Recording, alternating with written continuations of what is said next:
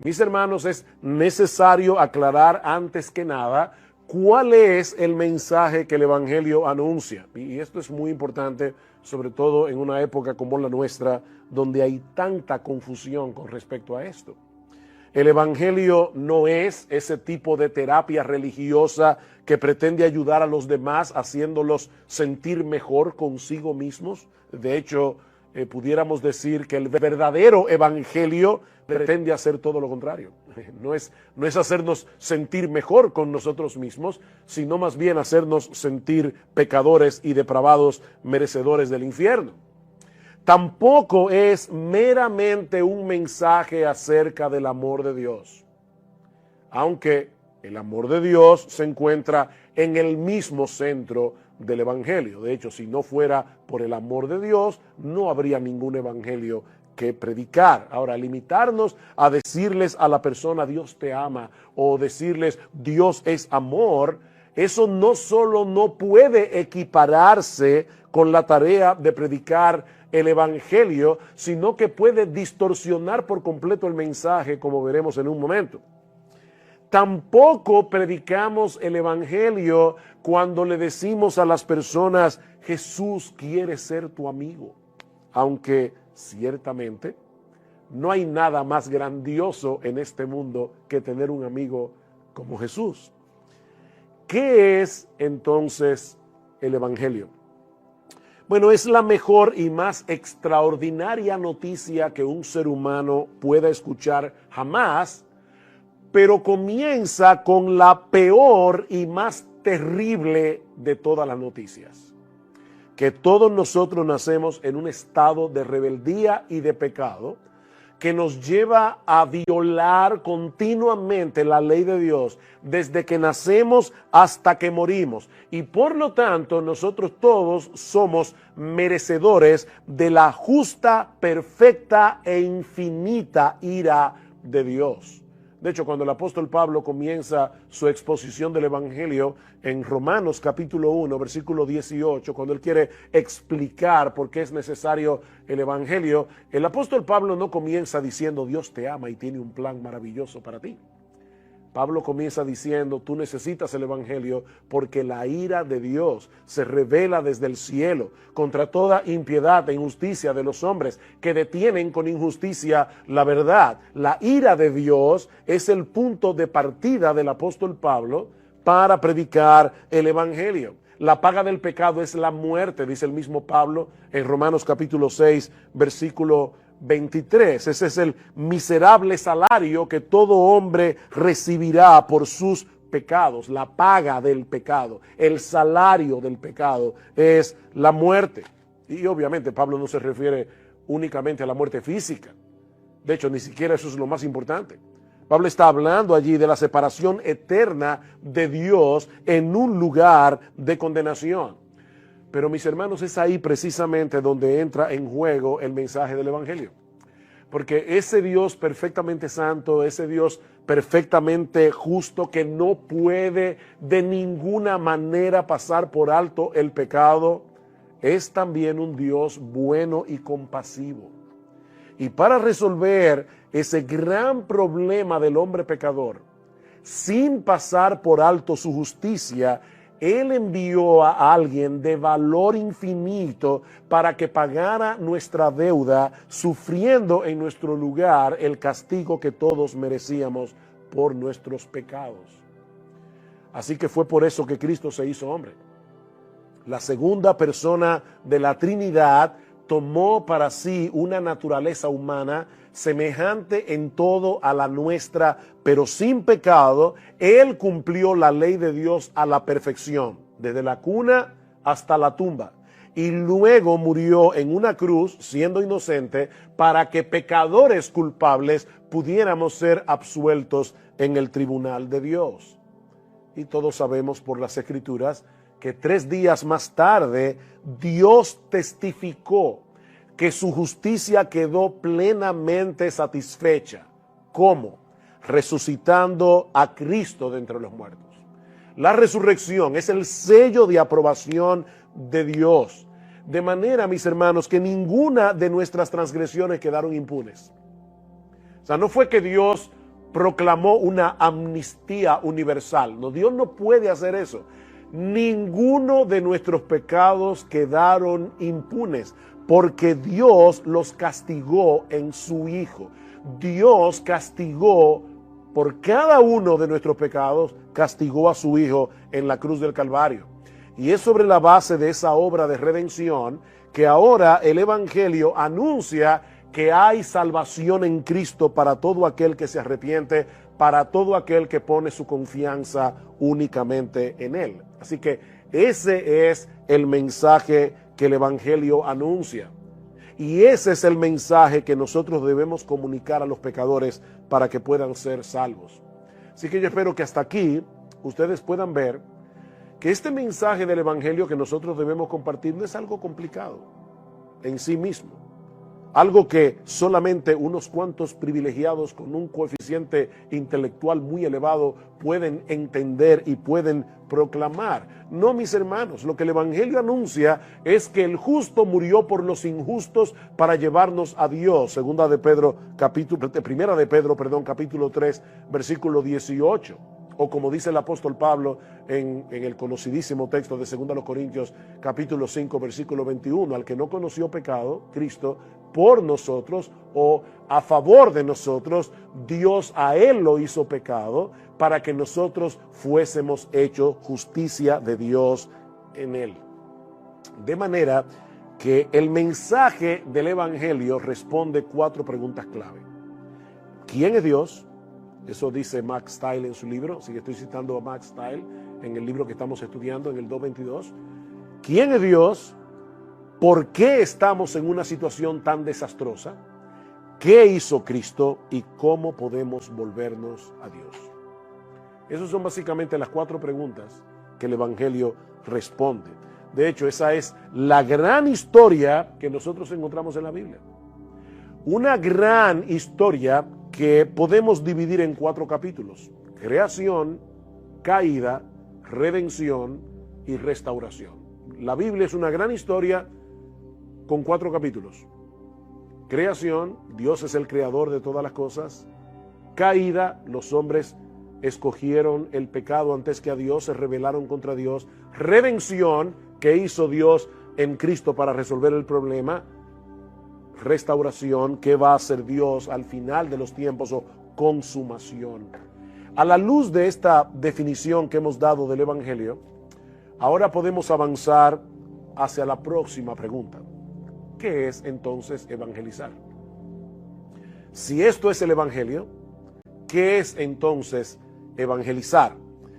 John Cheeseman lo define de esta manera: es declarar en base a la autoridad de Dios lo que Él ha hecho para salvar a los pecadores, advirtiendo a los hombres de su condición perdida, guiándolos a arrepentirse y a creer en el Señor Jesucristo. Voy a repetir otra vez. ¿Qué es evangelizar? Es declarar, es una declaración, es un anuncio.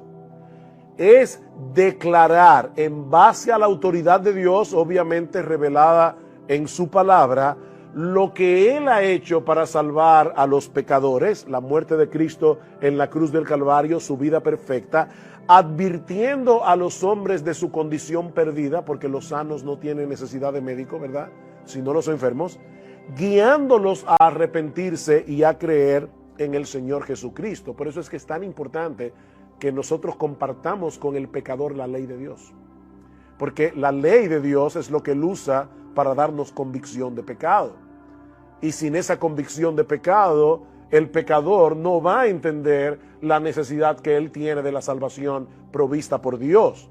Ahora, noten, mis hermanos, lo que yo acabo de decir en esta definición. Evangelizar no es lo mismo que compartir nuestro testimonio de conversión. Hay personas que creen que cuando le cuentan a otro pecador cómo fue que él se convirtió, la historia de su conversión, él está evangelizándolo. Puede ser que el testimonio tenga lugar cuando uno comienza una conversación con un pecador, pero nunca equipares tu testimonio de conversión con compartir el Evangelio. Tampoco es una simple defensa de nuestra fe. Hay creyentes que son apologistas por naturaleza. Les encanta discutir, defender la fe, probar que la Biblia es la palabra de Dios, probar que Dios existe. Pero hermanos, eso no es evangelizar. Yo puedo tratar de probar que la Biblia es la palabra de Dios. Yo puedo tratar de probar que existe Dios, y nada de eso es equivalente con predicar el evangelio. Tampoco es hacer obras de bien social que evidencien el amor de Dios a través de nuestras buenas obras. Y obviamente las buenas obras son importantes, la misma Biblia lo dice, somos hechura suya. Luego que Pablo dice que somos salvos por gracia y no por obras para que nadie se gloríe, Pablo dice en el versículo 10, porque somos hechura suya, creados en Cristo Jesús para buenas obras, las cuales Dios preparó de antemano para que anduviésemos en ellas. Y Santiago dice, tú tienes fe, muéstramelo. ¿Por qué? Por medio de las obras. Así que no es que las obras no sean importantes, pero hacer obras de bien social tampoco puede equipararse con la tarea de evangelizar. Hermanos, nosotros tenemos una noticia que compartir con el incrédulo. Es una noticia, eso es lo que significa la palabra evangelio, una buena noticia. Tenemos una noticia que compartir con el incrédulo acerca de lo que Dios hizo en Cristo para salvar a pecadores culpables sin pasar por alto su justicia. Pablo lo dice de esta manera en 2 Corintios capítulo 5, versículo 20, porque somos embajadores en nombre de Cristo. Eso es lo que somos. Somos embajadores en nombre de Cristo. Y esto es increíble, porque Pablo dice, como si Dios rogase por medio de nosotros. Dios está usando seres humanos como tú y como yo, para que compartamos el evangelio con otros seres humanos como tú y como yo.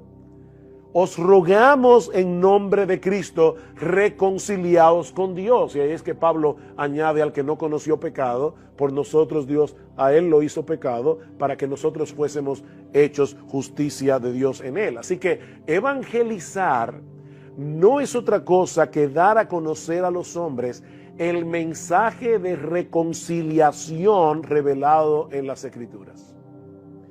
Cuando ese mensaje de reconciliación no ha sido proclamado, el pecador no ha sido evangelizado. Si tú no le hablas a un pecador de la santidad de Dios, de la justicia de Dios, de su pecado, de la muerte de Cristo, del significado de esa muerte, y no lo llamas a la fe y al arrepentimiento, tú no has evangelizado a ese pecador. El hombre está en problema con Dios por causa de sus pecados, porque Dios en su justicia le dará a cada cual lo que merece, pero Él mismo proveyó el medio a través del cual su justicia quedó plenamente satisfecha y los pecadores pueden ser perdonados. La obra redentora de su propio Hijo, nuestro Señor Jesucristo, del cual nos apropiamos por medio del arrepentimiento y de la fe. Tercera pregunta. Ya hemos visto qué es el evangelio, hemos visto qué es evangelizar. Tercera pregunta. ¿Quiénes deben evangelizar? ¿Quiénes son los que tienen esa tarea? Y aquí, hermanos, nadie cuestiona el hecho de que la iglesia tiene la responsabilidad de propagar el mensaje del evangelio en todo el mundo. Y nadie cuestiona eso porque esa fue la orden expresa, ¿verdad?, de nuestro Señor antes de ascender a los cielos. Id y hacer discípulos a todas las naciones, bautizándolos en el nombre del Padre y del Hijo y del Espíritu Santo, enseñándoles a guardar todas las cosas que yo os he mandado. De paso, y esto no tiene que ver directamente con la evangelización, pero la evangelización no es un fin en sí mismo. La evangelización es el primer paso del discipulado. Entonces yo no ando por ahí, ¿verdad?, pariendo hijos espirituales y luego dejándolos por sí solos. No, debemos seguir enseñándoles a guardar todas las cosas que el Señor nos ha mandado. Debemos ayudarlo a venir a ser parte de una iglesia local donde su alma va a ser nutrida, etcétera. Todo eso es parte del discipulado. Pero el punto es que Cristo ordenó esto de manera expresa. Lucas capítulo 24, versículo 46. Así está escrito. Y así fue necesario que el Cristo padeciese y resucitase de los muertos al tercer día, y que se predicase en su nombre el arrepentimiento y el perdón de pecados en todas las naciones, comenzando desde Jerusalén. Y eso fue precisamente lo que hicieron los discípulos en el libro de los Hechos. Y una y otra vez nosotros vemos cómo Lucas reseña en el libro de los Hechos el esfuerzo que hicieron los primeros cristianos para llevar el evangelio hasta lo último de la tierra, y aún el impacto de ese esfuerzo evangelístico tanto en Asia como en Europa. Pero la pregunta permanece en pie: ¿quién o quiénes deben llevar a cabo esa tarea? ¿Es esta una responsabilidad únicamente de los pastores? ¿O es esta una responsabilidad que solo tienen aquellos hermanos y hermanas de la iglesia a quienes Dios les ha dado un don especial, el don de evangelizar, y son ellos los que tienen que hacer este trabajo? ¿O Cristo espera que todos los suyos se envuelvan en el cumplimiento de la gran comisión de un modo u otro? La respuesta no es difícil, porque el Nuevo Testamento la revela claramente. ¿Sobre quiénes descendió el Espíritu Santo el día de Pentecostés? ¿Sobre los apóstoles? ¿O sobre todos los discípulos que estaban en el aposento alto? El Espíritu Santo descendió sobre todos los que estaban allí. Todos los creyentes, incluyendo las mujeres.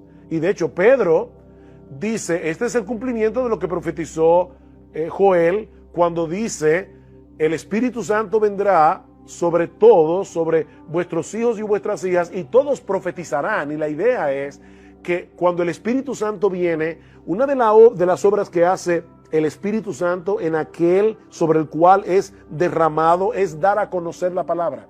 Hay una conexión entre el derramamiento del Espíritu Santo y la predicación del Evangelio. Vayan conmigo a Hechos capítulo 1. Hechos capítulo 1, versículo 6.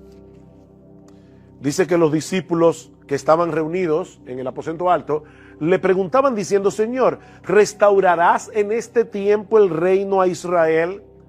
Y él les dijo: no os corresponde a vosotros saber los tiempos ni las épocas que el Padre ha fijado con su propia autoridad, pero recibiréis poder. ¿Quiénes? Otra vez, ¿los apóstoles o los 120 que estaban reunidos allí? Recibiréis poder cuando el Espíritu Santo venga sobre vosotros, y me seréis testigos en Jerusalén, en toda Judea y Samaria, y hasta los confines de la tierra.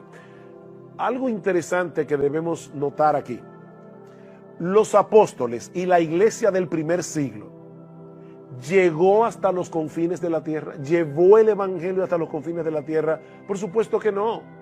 Por lo tanto, la iglesia del primer siglo no pudo cumplir a cabalidad la gran comisión, que era ir a todas las naciones. Eso quiere decir que la orden de Cristo no solamente fue a todos los cristianos del primer siglo, es a todos los cristianos de todas las épocas. Y he aquí, yo estoy con vosotros todos los días hasta el fin del mundo. Así que todos los cristianos hasta el fin del mundo tienen la responsabilidad de compartir el evangelio. Noten más adelante lo que pasa en Hechos capítulo 8. Los discípulos parece que se encontraban muy a gusto allí en Jerusalén, todos en comunión. ¿Y qué hizo Dios? Envió una persecución.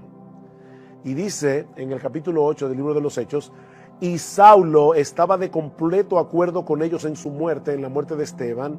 En aquel día se desató una gran persecución en contra de la iglesia en Jerusalén, y todos fueron esparcidos por las regiones de Judea y de Samaria, excepto ¿quiénes? Excepto los apóstoles. Aquí vemos un detalle interesante. Dios envía una persecución, todos los cristianos tienen que salir huyendo de Jerusalén, excepto los apóstoles. Así que los que salieron huyendo eran cristianos comunes y corrientes como tú y como yo. ¿Y qué pasó con ese grupo de cristianos donde no había ningún apóstol? Vamos a Hechos capítulo 11. Hechos capítulo 11, versículo 19. Ahora bien, ahora Lucas retoma la historia de Hechos 8 y dice: ahora bien, los que habían sido esparcidos a causa de la persecución que sobrevino cuando la muerte de Esteban, llegaron hasta Fenicia, Chipre y Antioquía, no hablando la palabra a nadie sino a los judíos. Así que sabemos que este grupo comenzó a predicar el evangelio, pero como todavía no tenían un concepto claro de hasta dónde iba a llegar el evangelio, se limitaban a hablar a los judíos. Pero había algunos de ellos, hombres de Chipre y de Cirene, los cuales al llegar a Antioquía hablaron también a los griegos, predicando al Señor Jesús. Y la mano del Señor estaba con ellos, y un gran número que creyó se convirtió al Señor. La iglesia de Antioquía, que vino a ser el gran centro misionero del Nuevo Testamento, no fue la iglesia de Jerusalén. Fue fundada por un grupo de creyentes comunes y corrientes donde no había ni un solo apóstol, y fue a esa iglesia que Dios usó para llevar el evangelio por toda Asia y por toda Europa. Así que, hermanos, todos tenemos la responsabilidad de compartir el mensaje del evangelio. Esa es la enseñanza explícita del Nuevo Testamento. ¿Qué dice Primera de Pedro capítulo 3? Estad siempre preparados para presentar defensa con mansedumbre y reverencia ante todo el que os demande razón de la esperanza que hay en vosotros. ¿A quiénes les dice eso el apóstol Pedro? A todos los cristianos de esa iglesia que estaban siendo perseguidos. Dice: cuando ustedes reaccionen como cristianos en medio de la persecución, eso va a levantar preguntas. Las personas les van a preguntar: pero ¿cómo es posible que ustedes estén siendo perseguidos y que puedan reaccionar como reaccionan? Bueno, ahí estén preparados para presentar defensa con mansedumbre y reverencia ante todo el que demande razón de la esperanza que hay en vosotros. Ahora bien, hay algo que muchos cristianos suelen pasar por alto cuando hablamos de la responsabilidad de evangelizar. Sí, todos sabemos, y yo no tengo que hacer más esfuerzo para demostrarles que todos tenemos la responsabilidad de compartir el evangelio, pero hay algo que podemos fácilmente pasar por alto al hablar de ese tema, y es el hecho de que el evangelio que predicamos como individuos debe ser respaldado por una comunidad de creyentes que vive el evangelio. Lo que hacemos como individuo, lo hacemos en conexión con una comunidad a la cual pertenecemos, llamada la iglesia local. Esa es la clara enseñanza del Señor Jesucristo, por ejemplo, en Juan capítulo 13, versículo 34. ¿Recuerdan ustedes cuando el Señor le dice a los apóstoles: yo me voy y ustedes no me pueden seguir ahora? Bueno, Señor, entonces, ¿qué vamos a hacer nosotros mientras tanto? Dice el Señor en el versículo 34: un mandamiento nuevo os doy, que os améis los unos a los otros, que como yo os he amado, así también os améis los unos a los otros. De paso, un mandamiento nuevo. ¿Qué tenía de nuevo este mandamiento? Porque en el Antiguo Testamento el Señor dice: ama a tu prójimo como a ti mismo. Entonces, ¿por qué era nuevo este mandamiento? Lo que es nuevo en este mandamiento es esto que dice el Señor: como yo os he amado. Ese estándar es nuevo. Entonces dice Cristo: un mandamiento nuevo os doy, que os améis unos a otros, que como yo os he amado, así también os améis los unos a los otros.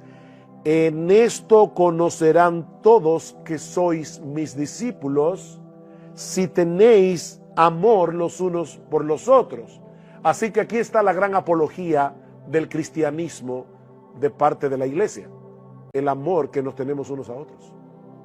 Así es que el mundo va a conocer que verdaderamente nosotros somos del Señor. Es a través del amor entre los cristianos que el mundo puede ver una representación viva del poder del evangelio. Esa es una de las razones por la que Dios tiene a su iglesia en el mundo. Mark Dever dice lo siguiente: cada cristiano tiene la responsabilidad de hacer visible el evangelio del Dios invisible. Y ahora añade: el amor de Dios de una forma suprema debe ser revelado en la iglesia. El amor de Dios de una forma suprema debe ser revelado en la iglesia. El tipo de evangelismo que el Nuevo Testamento presenta no es el de creyentes aislados dando testimonio de lo que Cristo hizo en ellos. No. El Dios invisible espera que su carácter se haga visible en el mundo a través de las iglesias locales. ¿Recuerdan 1 de Juan capítulo 4 versículo 12? Nadie ha visto jamás a Dios. Nadie ha visto jamás a Dios.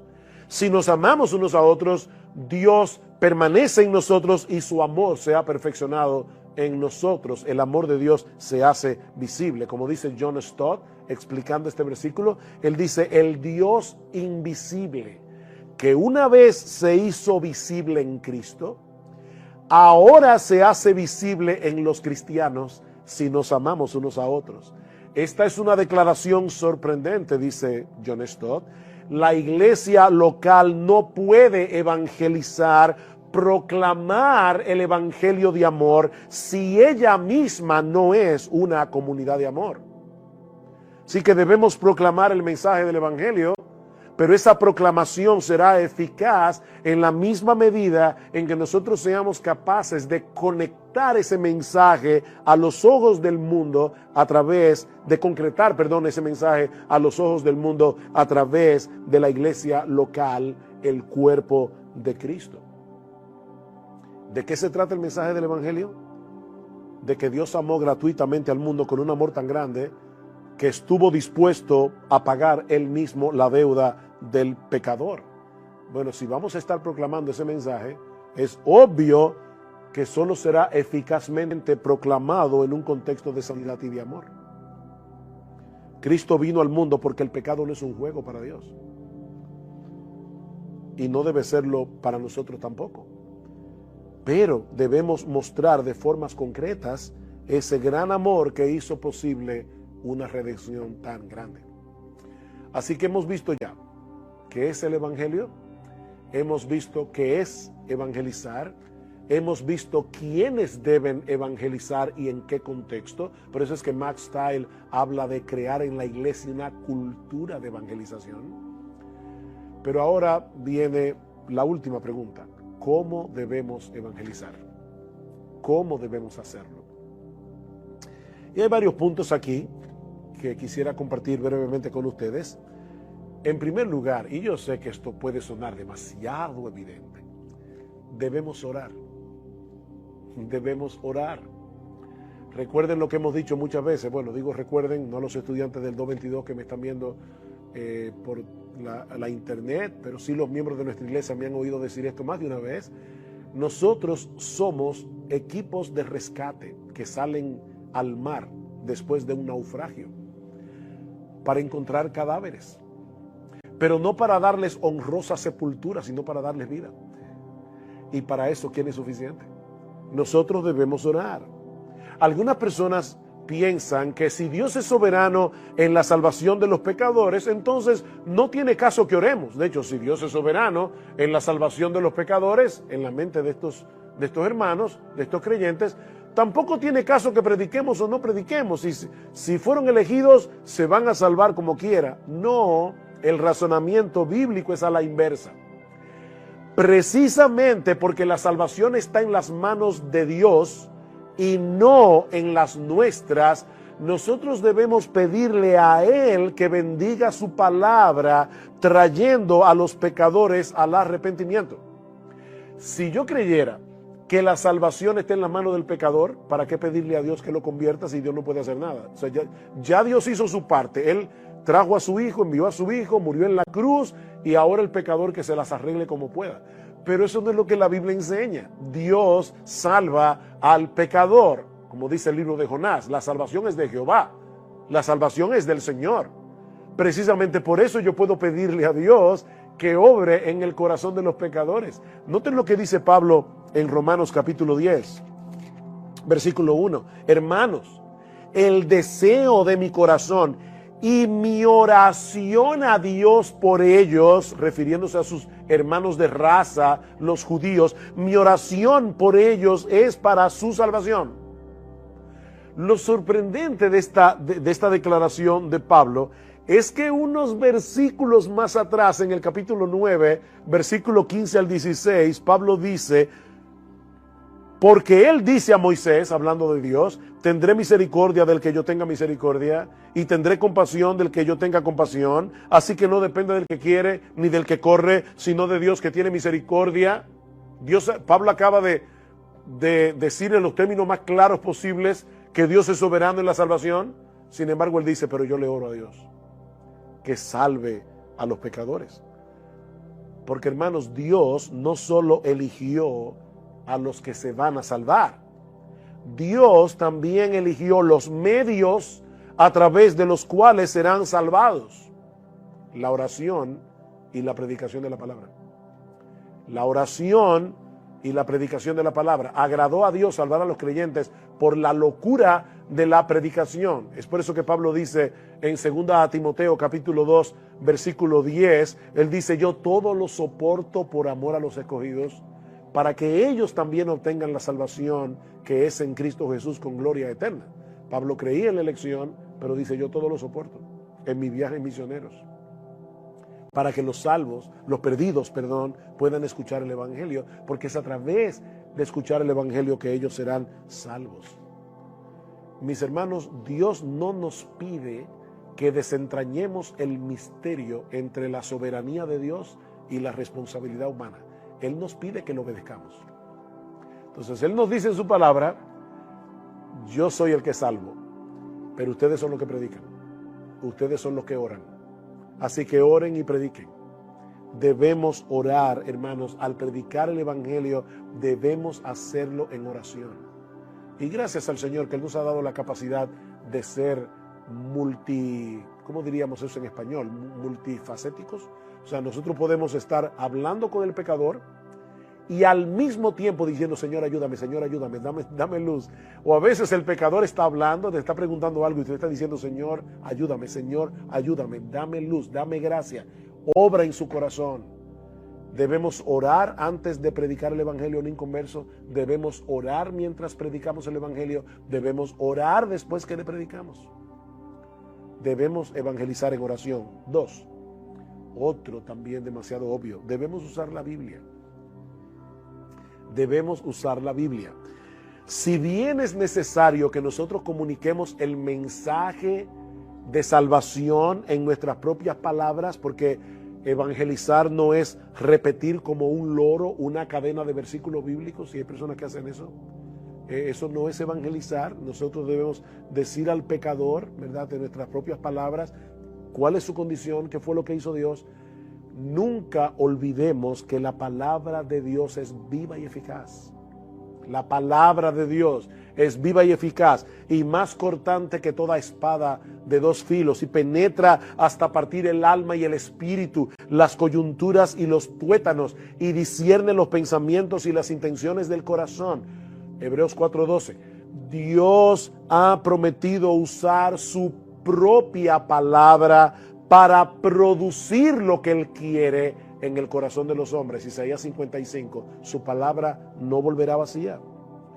Por otro lado, el hecho de citar las Escrituras es una forma de mostrar al pecador que lo que nosotros estamos diciendo no son nuestras propias opiniones personales, sino que estamos entregándoles el mensaje revelado por Dios en su palabra.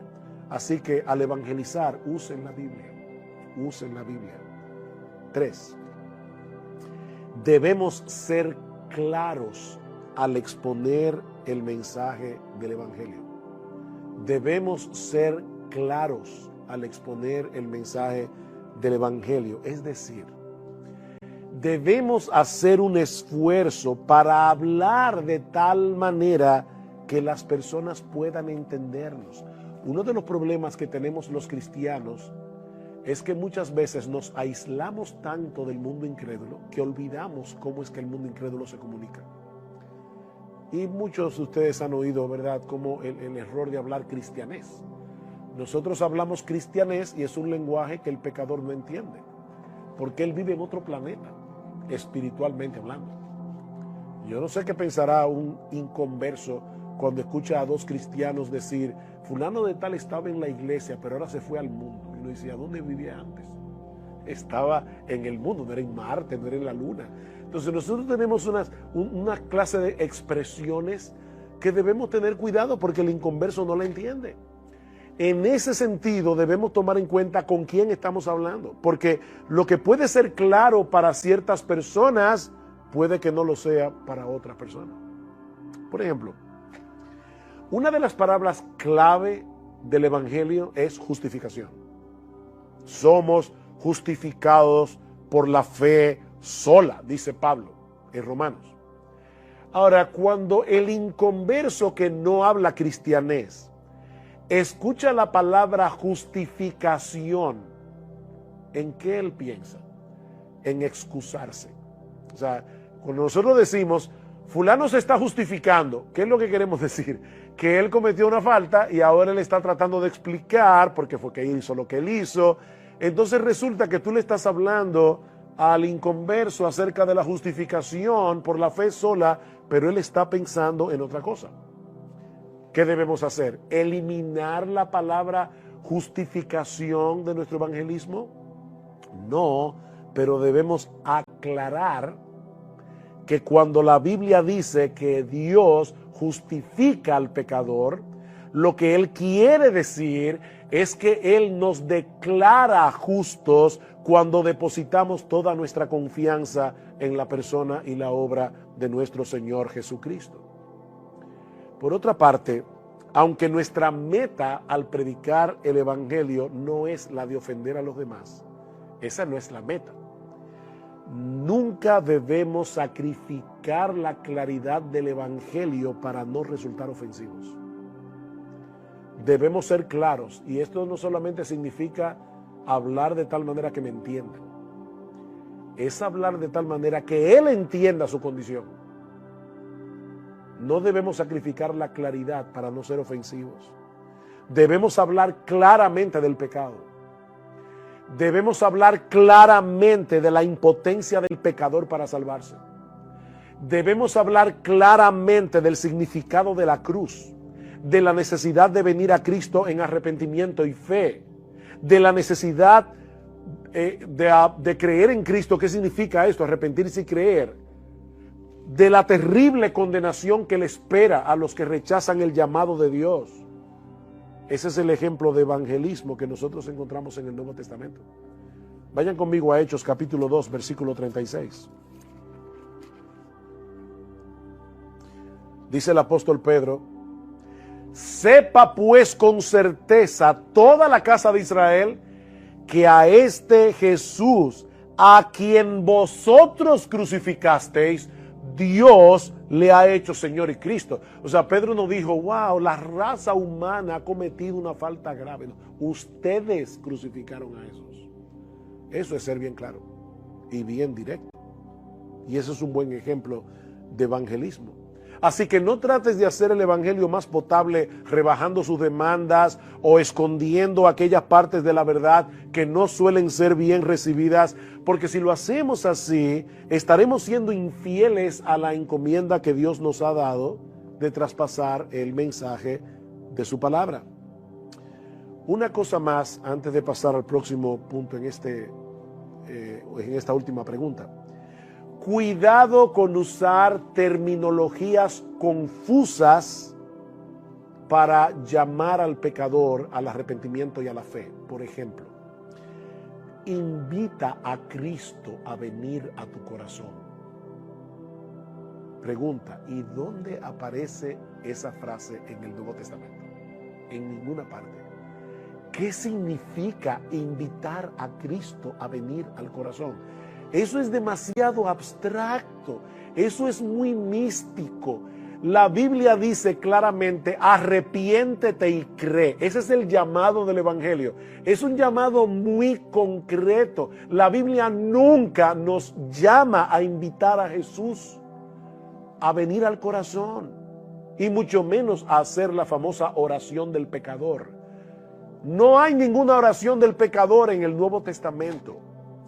Explica lo que Dios hizo para salvar a los pecadores explícales por qué necesitan ser salvados y después dile que se arrepientan de su pecado y que crean en el Señor Jesucristo. Ese es el llamado de la Biblia. Nadie puede abrazar a Cristo como Señor y Salvador a menos que crea y se arrepienta. Hechos capítulo 16, versículo 31, el carcelero de Filipos. Señores, ¿qué debo hacer para ser salvo? Ven y haz con nosotros la oración del pecador. No, cree en el Señor Jesucristo.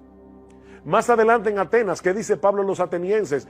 Dios ha mandado a todos los hombres en todo lugar que se arrepientan. Romanos capítulo 1, versículo 16. Porque no me avergüenzo del evangelio, porque es poder de Dios para salvación a todo aquel que cree, al judío primeramente y también al griego. Porque en el evangelio la justicia de Dios se revela por fe y para fe, como está escrito, mas el justo por la fe vivirá. Es un llamado a arrepentirse, es un llamado a creer. Y el mismo Señor Jesucristo nos dejó ese ejemplo. Dice en Marcos capítulo 1, versículos 14 y 15, que cuando el Señor comenzó su ministerio en Galilea, decía, el reino de Dios se ha acercado, arrepentíos y creed en el evangelio. Cristo nunca llamó a nadie, ni siquiera él mismo que estaba allí, nunca le dijo a nadie, invítame a entrar en tu corazón. No, cree y arrepiéntete. Cuarto, en cuanto a cómo hacerlo, debemos provocar que las personas reflexionen sobre lo que estamos diciendo. Debemos provocar un diálogo. Obviamente yo estoy dando aquí una clase y lamentablemente no puedo recibir retroalimentación de parte de ustedes. No es la forma como a mí me gusta dar la clase, pero es el formato que tenemos en este curso. Pero cuando tú hablas con un pecador, no te pases una hora, telele. Tú estás conversando con él. Hazle preguntas. Provoca reflexiones. Eso es algo que el Señor hacía cuando trataba con las personas, moverlos a reflexionar. Por ejemplo, Mateo capítulo 21.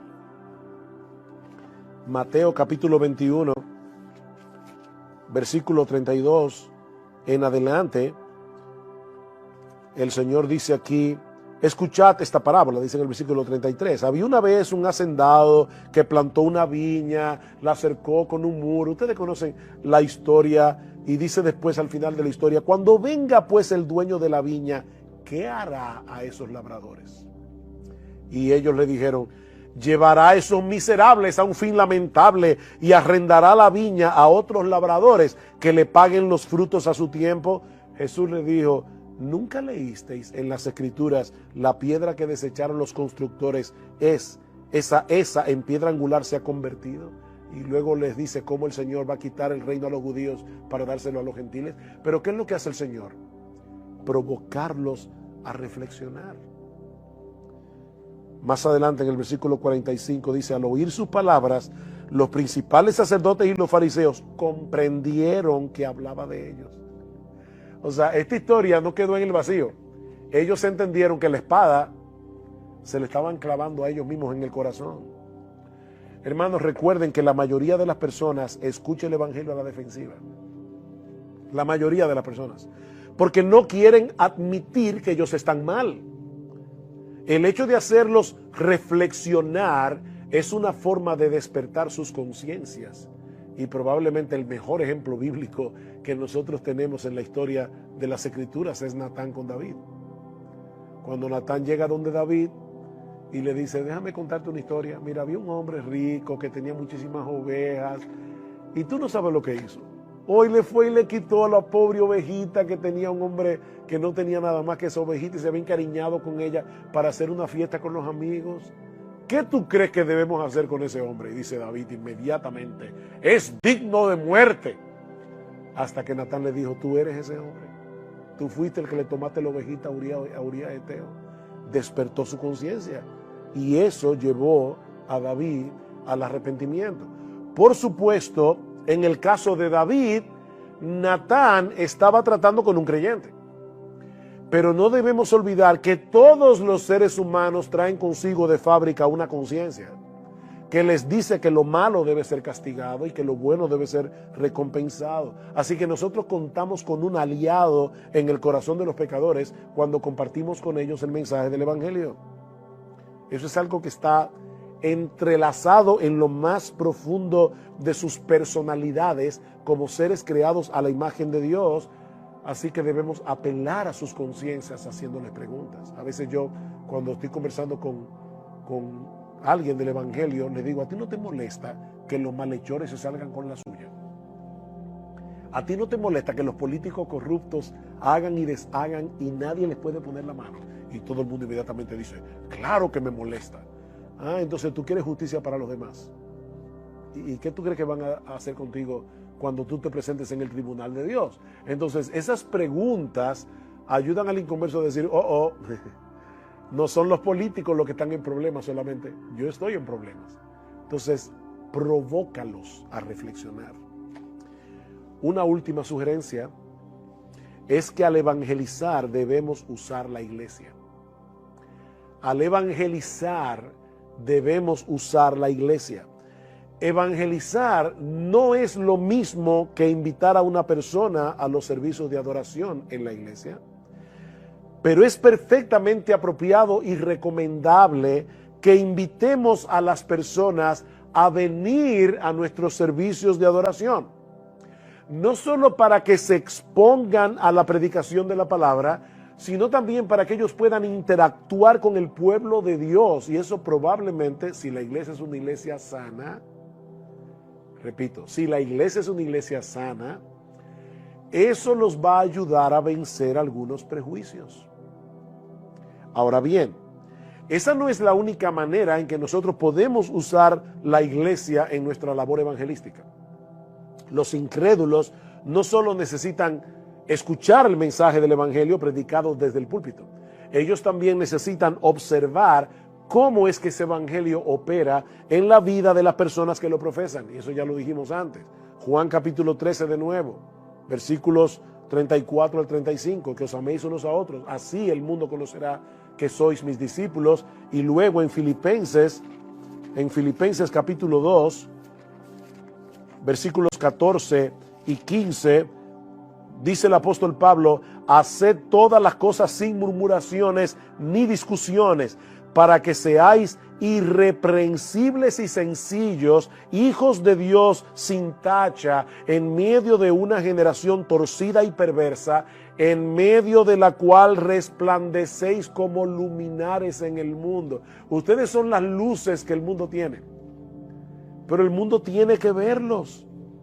Por eso me encanta esta definición que Max Stiles da de la iglesia en su libro, de la iglesia local. Dice: ¿qué es una iglesia local? Es una asamblea de cristianos nacidos de nuevo, bautizados, que hacen un pacto en amor para reunirse regularmente bajo la autoridad de las Escrituras y el liderazgo de los ancianos para adorar a Dios, ser una imagen visible del Evangelio y al final dar gloria a Dios. Eso es la iglesia local. Nosotros debemos dar una imagen visible del Evangelio. En ese sentido, hermanos, todo lo que la iglesia hace debe ser un reflejo del Evangelio. Cuando los pastores oran en el culto, debe ser un reflejo del Evangelio. Cuando cantamos los himnos, mi gran queja con mucha de la adoración contemporánea es que son himnos muy bonitos, pero no tienen Evangelio. No le explican al pecador que son pecadores y que necesitan la cruz. La mayoría, o para no ser injusto, muchos de los himnos contemporáneos hablan del amor de Dios, del poder de Dios, del cuidado de Dios, de qué hermoso es Dios. Pero nada de eso va a llevar a un pecador al arrepentimiento, a menos que entienda que está en problemas con ese hermoso Dios y que Él diseñó un plan de salvación a través de la cruz. Así que nuestros himnos deben ser evangélicos, deben conllevar el mensaje del evangelio. La predicación de la palabra. ¿En cuántos púlpitos, hermanos, se está predicando hoy un mensaje terapéutico o un mensaje moralista en vez de predicar el evangelio? Así que los pecadores van a la iglesia y no escuchan el evangelio, lamentablemente. Lo que estamos diciendo es: trae al pecador a la iglesia para que él oiga el evangelio cuando oramos, para que Él oiga el Evangelio cuando cantamos, para que Él oiga el Evangelio cuando predicamos, para que Él vea el Evangelio cuando celebramos la Santa Cena, para que Él vea el Evangelio a través del bautismo. Es que todo debe ser un reflejo del Evangelio. Pero el papel de la iglesia en el evangelismo no se limita a lo que sucede los domingos en el servicio de adoración. Mark Dever dice: sí, tú debes invitar a las personas a los servicios en la iglesia y a los eventos evangelísticos especiales, pero debes considerar también traerlos a tu propia vida y a las interacciones de relaciones que existen en tu congregación. Invítalos a tu vida, no solamente a la iglesia. Hermanos, ese es el gran reto de los cristianos: ser distintos sin aislarnos. Ser distintos sin aislarnos. De Cristo se dice en la Escritura que era amigo de pecadores. Mateo capítulo 11, versículos 16 al 19. Él era amigo de pecadores. Sin embargo, en Hebreos capítulo 7, versículo 26, dice que era separado de los pecadores. Por fin, ¿Cristo era amigo de los pecadores o era separado de los pecadores? Sí, las dos cosas. Ambas cosas eran verdad con respecto a Cristo y debe serlo con respecto a nosotros. Yo creo que el punto está en entender que nosotros no vivimos para nosotros mismos. Porque no vivimos para nosotros mismos es que somos distintos. Pero esa es la misma razón por la que no debemos aislarnos.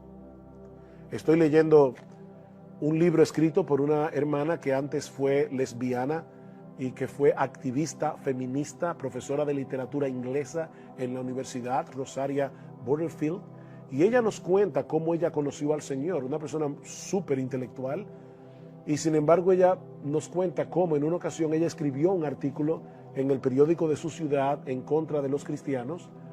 La respuesta que recibió lamentablemente de los cristianos fue increíblemente airada, diciéndole que ellos van a estar contentos cuando la vean ardiéndose en el infierno, hasta que un pastor le escribió una carta muy razonable y muy amorosa.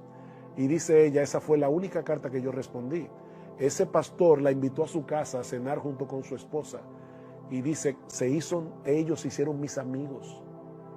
Y no solamente se hicieron mis amigos, dice ella, se hicieron amigos de mis amigos, que ya ustedes se pueden imaginar con qué grupo ella se desenvolvía. Ella vivía con su pareja. Y poco a poco, dice, yo me di cuenta que ellos no se habían acercado a mí como un proyecto evangelístico. Ellos estaban interesados en mí como persona. Y la ganaron para el Señor. Y ahora Rosaria Butterfield es la esposa de un pastor que está escribiendo libros para ganar a otros para Cristo dentro de su comunidad LGBT, de su antigua comunidad LGBT. Entonces, hermanos, nosotros somos sal y luz del mundo, y eso no se puede hacer por control remoto. Nosotros tenemos que estar cerca del pecador. Hay un mundo allá afuera urgentemente necesitado del mensaje de salvación que el Evangelio anuncia, y nosotros tenemos la responsabilidad de dar de gracia lo que de gracia hemos recibido. Es por eso que es tan importante crear una cultura de evangelismo en la iglesia, como Max Stiles demuestra en su libro. El evangelismo no es un programa. Las personas dicen, entonces, ¿cuál es el programa que esta iglesia tiene para evangelizar? No, esta iglesia no tiene ningún programa para evangelizar. Esto no es un asunto de programa, es un estilo de vida. Es un estilo de vida que un grupo de creyentes que ama a Cristo y ama a los perdidos está dispuesto a asumir, saliendo de su zona de comodidad para alcanzar a los perdidos con el Evangelio. Es de eso que se trata todo esto. Nuestra responsabilidad no es convertir a los pecadores, gracias al Señor. Esa no es nuestra responsabilidad. Eso solo puede hacerlo Dios. Pero Él nos ha dado el privilegio de ser embajadores para rogar en su nombre a los pecadores que se vuelvan a Él. Y ahora escuchen la parte más impresionante de esto. Cuando nosotros nos envolvemos en el evangelismo personal, no solo pecadores pueden ser salvados y traídos de la muerte a la vida, sino que también nosotros mismos recibiremos el beneficio de un mayor entendimiento de las riquezas que tenemos en Cristo. Cuando tú predicas el Evangelio, tú afianzas el Evangelio en tu propio corazón. Por eso quiero concluir la clase con esta cita de Max Style que me impactó profundamente cuando la leí. La evangelización es más grande de lo que podemos ver. Recuerda la promesa de Dios. Él te está dando a ti un entendimiento más completo de las riquezas que tenemos en Cristo cuando evangelizas. El evangelio es como un potente rayo de luz que está revelado en las Escrituras. Ese rayo potente de luz contiene elementos muy variados que los creyentes debemos aprender a apreciar. Y a la hora de predicarlos, nosotros debemos tener sabiduría de parte de Dios, de saber qué elemento yo debo enfatizar. Noten que no estoy diciendo que voy a predicar solo de ese elemento. Yo estoy diciendo no sobresimplifiquen el evangelio. Yo estoy diciendo que hay elementos que yo voy a tener que enfatizar por encima de otros dependiendo de la persona con la que yo estoy hablando. Por ejemplo, cuando yo venía para acá, vine en Uber y yo veo que el taxista lleva un rosario colgando en su espejo retrovisor. Le digo, amigo, ¿te puedo hacer una pregunta? ¿No te ofende? No. Dígame, ¿qué significa para usted ese rosario? Y ahí, obviamente, comenzó una conversación acerca del evangelio. Pero entonces yo le digo, como él me explicó que ese carro no era de él, que ese rosario era de su cuñada, digo, bueno, no por aquí la cosa.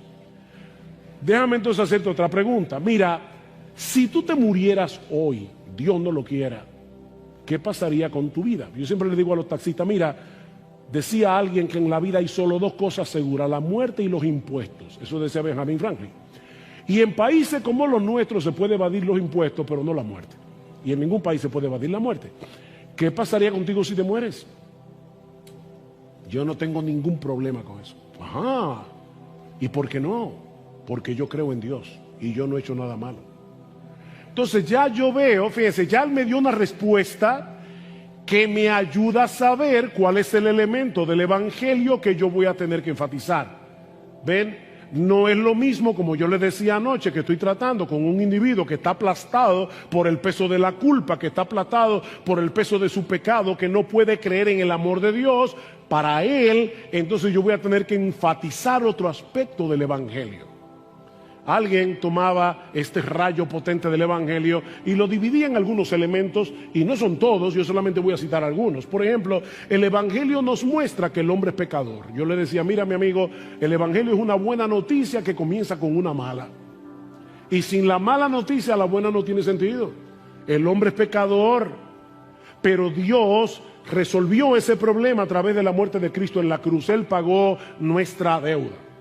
Todos nosotros tenemos que presentarnos ante el tribunal de Dios, pero ya Cristo pagó nuestra deuda en su tribunal. 2, el evangelio nos muestra que la resurrección de Cristo es la victoria final sobre la muerte y el pecado. Ustedes saben cuántas personas viven deprimidas porque piensan en la muerte y eso los aplasta. Entonces yo tengo que enfatizar la victoria que Cristo tuvo sobre la muerte y que nos hace a nosotros por la fe partícipes de esa victoria. Ese es otro elemento del evangelio.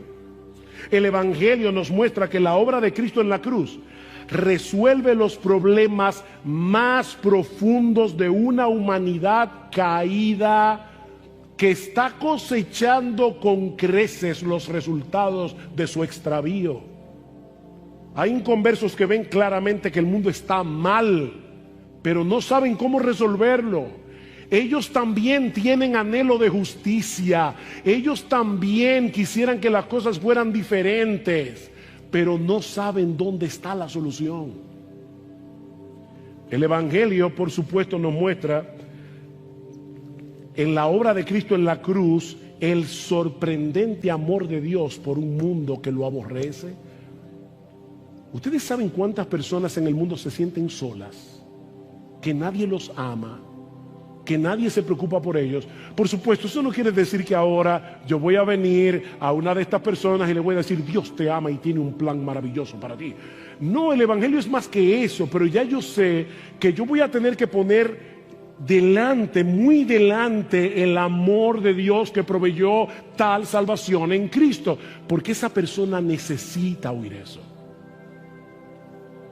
Podemos decir muchas otras cosas, pero yo creo que estas son suficientes para darnos una idea de algunos de los elementos contenidos en el potente rayo de luz del Evangelio.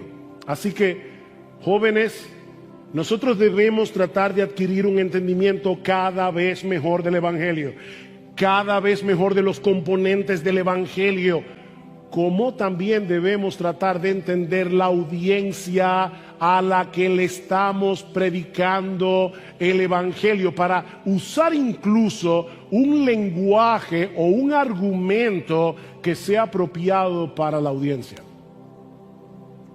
Déjenme darles 3 ejemplos sencillos, sacados de la misma Biblia. ¿Ustedes recuerdan cuando el Señor Jesucristo se enfrentó con los saduceos en Lucas capítulo 20?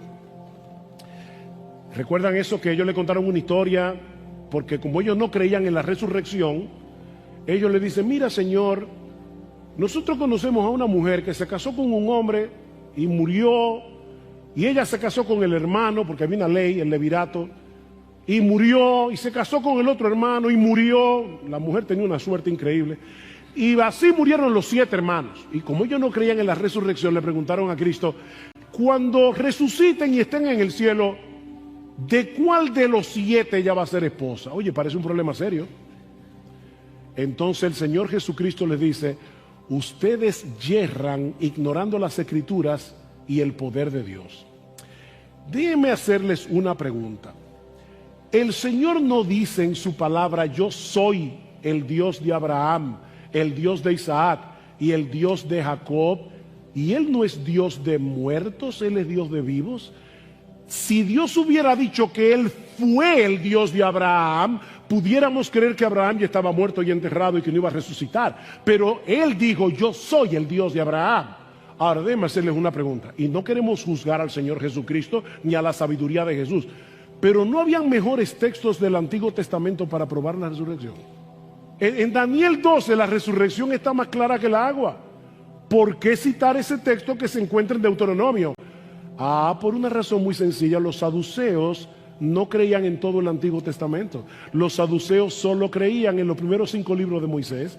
Si Cristo hubiera citado a Daniel, ese libro no era una autoridad para ellos, pero como Jesús sabía la audiencia a la que Él estaba predicando, citó el libro de Deuteronomio, que ellos sí aceptaban como inspirados. ¿Ven cuál es el punto? O pensemos por un momento en Pedro en Hechos capítulo 2, el día de Pentecostés. ¿A quién le estaba predicando Pedro el Evangelio? Eran judíos, así que Pedro está predicando el Evangelio a una audiencia en particular, y por eso Pedro usa palabras muy particulares, porque él conocía muy bien el trasfondo cultural de las personas a las que él estaba predicando. Por ejemplo, ustedes nunca se han dado cuenta, yo no me había dado cuenta hasta hace poco, que nunca escribiendo una carta a judíos o hablándole a una audiencia judía, los autores del Nuevo Testamento usan la palabra adopción, una palabra tan importante en el Evangelio, pero nunca la usan. ¿Saben por qué? Porque la adopción era completamente impracticada entre los judíos. Ellos creían en la redención, pero no en la adopción. La adopción es un concepto completamente greco-romano, y por eso Pablo lo usa en una audiencia greco-romana, en su carta a los romanos, en su carta a los griegos, pero no hablándole a judíos. O sea que uno tiene que saber con quién yo estoy hablando. ¿Qué hace Pedro en Hechos capítulo 2? Bueno, lo primero que hace es una apología de lo que está sucediendo allí. El Espíritu Santo desciende del cielo, los que estaban allí comenzaron a hablar en lenguas. ¿Y cuál fue la acusación? Están borrachos. Y Pedro dice: no, son las 9 de la mañana, ¿cómo van a estar borrachos a esta hora? Si fuera ahora tal vez sí, pero no en aquella época.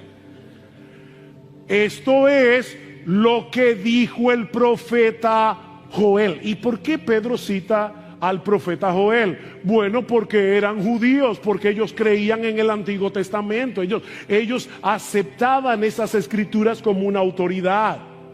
Y entonces, a través de esas escrituras, Pedro les va diciendo cómo Jesucristo cumplió las expectativas mesiánicas que habían sido anunciadas en el Antiguo Testamento y cómo ellos mataron al Señor, a Cristo, a Jesús, a quien Dios ha hecho Señor y Cristo. Fin, hasta ahí es apologética, pura apologética. Pedro está defendiendo su argumento. Pero para llevarlos ¿a dónde? Para llevarlos en los versículos 37 al 40 a un llamado evangelístico: arrepentíos y creed en el evangelio. Sepa pues ciertísimamente que toda la casa de Israel que a este Jesús, a quien vosotros crucificasteis, Dios le ha hecho Señor, un término que el judío entendía perfectamente, Adonai, Jehová del Antiguo Testamento, y Cristo, Mesías, Él es el Salvador prometido en el huerto del Edén. Y ahí entonces Pedro los llama al arrepentimiento. En otras palabras, Él no se limitó a darles la historia de la muerte de Cristo, la historia de la semana de la pasión. Él les dio el significado de esa historia. La historia es apologética. Él le dijo: ustedes saben lo que pasó aquí, y miren cómo esto encaja con lo que los escritos que ustedes aceptan como inspirados anunciaban en los profetas. Pero ahora déjenme decirles lo que eso significa. Lo que eso significa es que hay salvación en Cristo, que ustedes pueden huir a tiempo de esta perversa generación. ¿Ven la conexión entre apologética y evangelismo? Déjenme poner otro ejemplo. Pablo en Atenas. ¿Qué hace Pablo en Atenas? Bueno, ahora tenemos a Pablo con una audiencia completamente diferente. Los atenienses ignoraban las escrituras, no creían ni conocían la Biblia, así que Pablo usa una estrategia diferente. Y de paso, la estrategia de Pablo es bíblica y lo voy a demostrar ahora. Pablo comienza presentando a Dios como el creador, el Dios que hizo los cielos y la tierra, pero en vez de usar el libro de la Biblia, ¿qué libro usa Pablo? El libro de la naturaleza. Y eso es bíblico porque dicen, Salmo 19, ya yo se lo cité, los cielos cuentan la gloria de Dios, el firmamento anuncia la obra de sus manos. Pablo está diciendo: yo sé que ustedes han leído este libro y por intuición ustedes saben que existe un Dios. Y es por eso que ustedes tienen un altar al Dios no conocido. Oigan, qué genial. O sea, Pablo lo lleva primero al libro de la creación y le dice: ustedes saben, miren la creación ahí, y es por eso que ustedes tienen un altar al Dios que ustedes saben que no conocen. Pero no solo eso, uno de vuestros propios poetas, y cita aquí a Arato de Soli.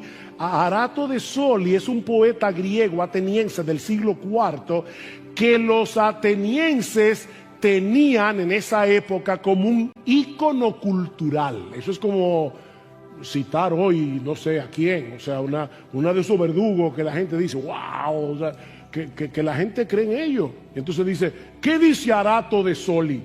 Le dice, ya me fui, de una sangre ha hecho todo el linaje de los hombres para que habiten sobre toda la faz de la tierra, y les ha prefijado el orden de los tiempos y los límites de su habitación, para que busquen a Dios, si de alguna manera palpando puedan hallarle, aunque ciertamente no está lejos de cada uno de vosotros, porque en él vivimos, nos movemos y somos, como algunos de vuestros propios poetas también han dicho, porque linaje suyo somos. Ven, Pablo va del libro de la creación a la intuición de ellos que tienen un altar al Dios no conocido, y ahora les dice: uno de vuestros propios poetas que ustedes aprecian tanto dice claramente que nosotros somos linaje de Dios. Y ahora entonces Pablo, que ha despejado el camino, le muestra a los atenienses que ese Dios que ellos no conocen se ha revelado y es conocible plenamente en la persona de Jesucristo, y ahí introduce el Evangelio. ¿Cómo termina Pablo su discurso en Atenas? Siendo pues linaje de Dios, no debemos pensar que la divinidad sea semejante a oro o plata o piedra, escultura de arte y de imaginación de hombres, pero Dios, habiendo pasado por alto los tiempos de esta ignorancia, ahora manda a todos los hombres en todo lugar que se arrepientan, por cuanto ha establecido un día en el cual juzgará al mundo con justicia por aquel varón a quien designó, dando fe a todos con haberle levantado de los muertos. Ese es el mismo mensaje de Pedro en Pentecostés, pero envuelto de otra forma. Pablo está tomando en cuenta la audiencia. Jóvenes, debemos entender el Evangelio, debemos entender la audiencia a la que le estamos predicando para saber cuáles son los aspectos del Evangelio que debemos enfatizar, cómo debemos presentarlo. En ese sentido, C.S. Lewis es un tremendo ejemplo de apologética. Alguien decía que Lewis no siempre usó el mismo formato en la defensa de la fe. Él usaba estrategias distintas en sus escritos, sabiendo de antemano que no todos funcionaban de la misma manera con el mismo público. Por ejemplo, Mero Cristianismo, o el libro Milagros, muy bueno por cierto, excelente libro. En esos dos libros, Lewis apela a la razón, al entendimiento. Pero hay otro libro de Lewis que también lo recomiendo, se llama Sorprendido por la Alegría. Es donde Lewis narra cómo fue su conversión. Y ahí lo que hace Lewis es demostrar que la fe cristiana es la respuesta a los anhelos más profundos del hombre. Es otra estrategia completamente diferente. Y en las Crónicas de Narnia apela a la imaginación como la puerta de entrada para llevar el Evangelio. Entonces fíjense cómo el mismo apologista está usando tres estrategias diferentes porque él está teniendo como meta públicos distintos que piensan de maneras diferentes. Hay personas que funcionan mejor con la imaginación, hay personas que funcionan mejor con argumentos racionales, hay personas que funcionan mejor mostrándoles cómo el cristianismo apela y responde a los problemas más profundos del ser humano. La apologética nos ayuda a construir puentes con nuestra cultura, preparando el camino para la proclamación del Evangelio. Pero no son los argumentos los que Dios va a usar para traer al pecador de la muerte a la vida. Es el mensaje de Cristo y este crucificado. Ni tú ni yo tenemos el poder de convertir a nadie por medio de una buena argumentación. Pero Dios ha prometido usar a creyentes como tú, como yo, comunes y corrientes, para llevar el Evangelio, defender la fe y predicar el Evangelio. Y el Espíritu Santo, que es todopoderoso, usará esa presentación de hombres débiles como tú y como yo y la aplicará con poder en el corazón de los hombres para abrir los ojos de los ciegos, para darle vida a los muertos y traerlos con cuerdas de amor